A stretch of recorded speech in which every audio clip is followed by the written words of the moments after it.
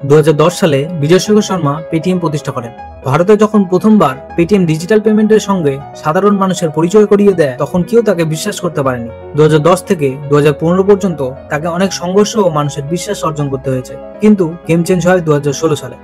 যখন গোটা ভারতে নোটবন্দি হয়ে যায়, তখন ক্যাশের অভাবে পেটিএম একটি বিশ্বস্ত প্ল্যাটফর্মে পরিণত হয়। তার পেটিএম ব্যবহারকারীর সংখ্যা কোটি কোটি ছাড়িয়ে যায় এবং পেটিএম একটি বিলিয়ন কোম্পানিতে পরিণত হয়। তার প্রথম ভুলটি ছিল পেটিএম মল তৈরি করা।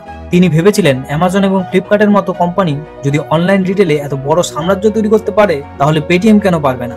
এই ভেবে 2017 সালে পেটিএম মল চালু করেন। বিজয়ের ভাবনা ছিল যে তার বিশ্বস্ত কাস্টমাররা যেন তার পেটিএম ইকোসিস্টেমে আবদ্ধ থাকে, তারা যেন সবসময় পেটিএম থেকেই লেনদেন করে। প্রথম বছরই 3 বিলিয়নের মতো ব্যবসা করেছিল, কিন্তু পরবর্তীতে অ্যামাজন এবং ফ্লিপকার্টের মতো কাস্টমারদের ভরসা বেশি দিন ধরে রাখতে পারেনি, ফলে পেটিএম মলের ব্যবসা দিনের পর দিন লসে পরিণত হয়। দ্বিতীয় ভুলটি ছিল তাদের নিজের banking system Paytm payments bank নিয়ে। আরবিআই এর নিয়ম অনুযায়ী পেটিএম পেমেন্টস ব্যাংকে বহু গ্রাহকের কেওয়াইসি ঠিকমতো হয়নি। একটি প্যান নম্বর দিয়ে গ্রাহকেরা অনেকগুলি অ্যাকাউন্ট খুলে রেখেছিল। এর ফলে সন্দেহ জাগে মানি লন্ডারিং এর। আরবিআই বারবার কমপ্লেন করা সত্ত্বেও পেটিএম পেমেন্টস ব্যাংকে কেওয়াইসি সিস্টেম তারা তবুও ঠিক করেনি।